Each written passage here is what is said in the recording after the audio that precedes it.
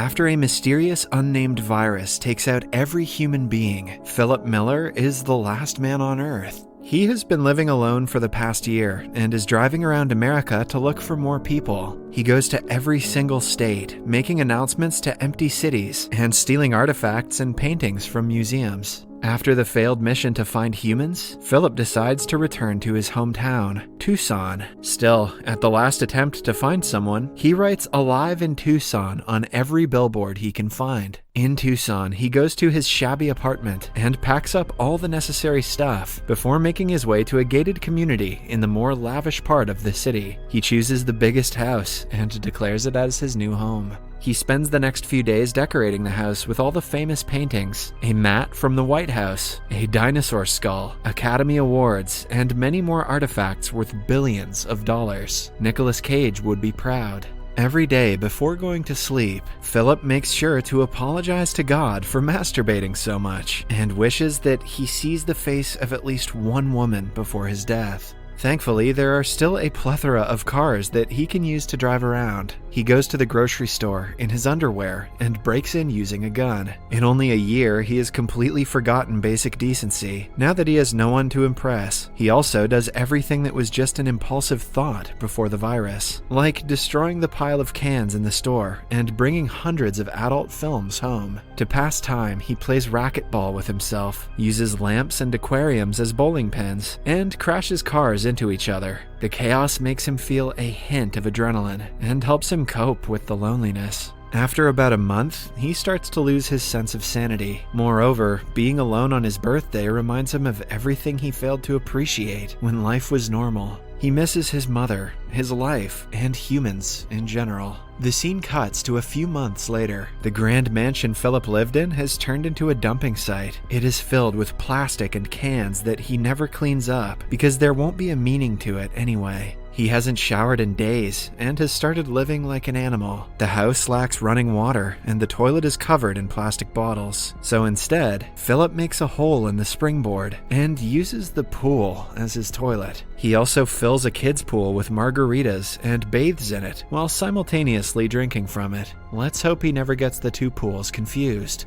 Then, one day, he goes to the bar and draws faces on balls, assigning them names and personalities. He talks to them like they are his real friends just to feel like he isn't lonely. At night, he brings a ball named Gary to a clothing store and hits on a mannequin that he has a crush on. When her arm breaks, Philip loses his mind. He decides that he doesn't want to live anymore and goes to the nearby hill to commit the unthinkable. He wishes farewell to all of his ball friends, promising to remember them for eternity. Then, he gets inside his car and drives towards the hill at full speed. Suddenly, he sees smoke rising far away and stops the car seconds before it crashes. Philip can almost not believe his eyes. He immediately follows the smoke and reaches a trailer that is clearly inhabited by a person. Then, he notices something he had been begging to see for the past year. Someone has left their bra to dry in the sun. Philip smells it and is so overwhelmed that he falls unconscious.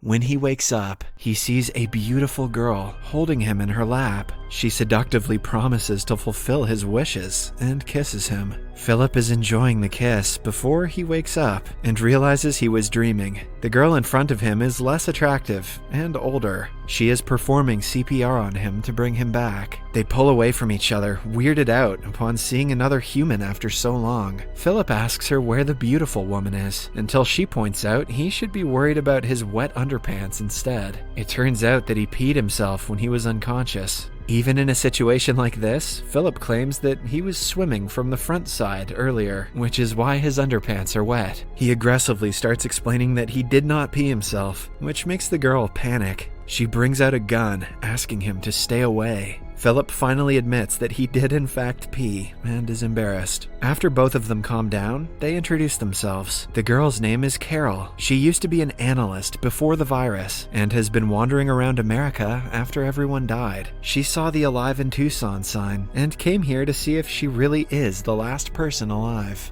Although Philip had been dying to meet a woman, he isn't very excited to see Carol. She repeatedly corrects his grammar, doesn't understand his jokes, and keeps talking about irrelevant things. After talking for a while, they decide to drive to the grocery store. On the way, Carol complains about him crossing the stop sign. Despite Philip arguing that there is no traffic, she remains adamant that they have to follow the rules, or else they will start living like animals. To make her feel better, he stops at a sign and looks to both sides, confirming that no one is crossing the road. Her nagging doesn't stop when they reach the grocery store, and Philip parks in the handicap spot. They get into their fifth argument of the day, with Philip insisting that this imaginary handicapped person has a lot of space to park his car. When Carol still urges him to park somewhere else, he runs the vehicle straight into the store. Following that, she goes to take a tour of his house and is disgusted by the way he lives. He has 2 swimming pools, one filled with feces and the other with garbage. Carol also accuses him of stealing the paintings, even though he argues they didn't belong to anyone anymore. By the end of the house tour, Philip asks her to go back to her campsite. The next morning, he is woken up by Carol cleaning up his house. She nags him to get gardening and cleaning supplies from the store because they have to start living like human beings. At night, Philip goes to his ball buddies and complains about Carol. Even though he has only known her for a day, he feels like they are a married couple who desperately need to get a divorce. The following morning, things get worse for him as she moves into the house next door. He tries to shoo her away, but Carol, being Carol, is stubborn. She asks him if he is scared of being seen naked, and as a reply, Philip takes off his pants. Carol finally addresses the elephant in the room and brings up the topic of reproduction. She thinks that they are the chosen ones who have been given the duty to repopulate the earth. Philip says he wouldn't sleep with her even if she was the last woman on Earth, which is true in this case. In the next scene, he is in his outdoor toilet when Carol approaches him.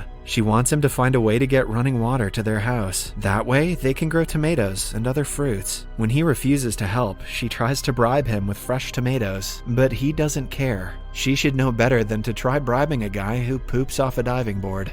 However, when it gets dark, he breaks into her garden and eats all of her vegetables. Carol knocks on his door the next morning and finds him covered in leftover tomatoes. Philip still claims that he isn't the one who stole them. He also notices Carol has hurt her leg while trying to transfer water to her house from a manhole. A few days later, she gives up on trying to live like a decent human. Philip finds her making an outdoor toilet in a fountain, copying his swimming pool toilet. Carol thinks that they might not be the chosen ones, but instead the forgotten ones who have no purpose in life. They are in no way capable of creating an entire human civilization when they cannot even arrange a toilet in their million-dollar mansions. Philip, who is used to seeing Carol as an optimistic person, feels awful for her. Hence, he goes to the city's water tank and arranges a way to water Carol's garden. She is finally happy to see a good side to him and invites him for dinner. At night, Philip enjoys an organic meal after a long time. The topic of sex is brought up, and Philip says he is ready to sleep with her now. However, to his surprise, Carol doesn't want to make love before marriage. Initially, Philip laughs, thinking that it is a joke, but she turns out to be serious. Even though the idea is ridiculous, he proposes to make her feel better. At last, they decide to get married the next day. In the following scene, they are in church saying their vows. Philip thinks it isn't necessary, but goes with the act anyway. When they step out of the church, they are welcomed by a crowd of guests. Philip realizes he has made a mistake and screams. Then, he wakes up on his bed, thankful that it was only a dream. He even has to check out the window to ensure that most of the world is still dead.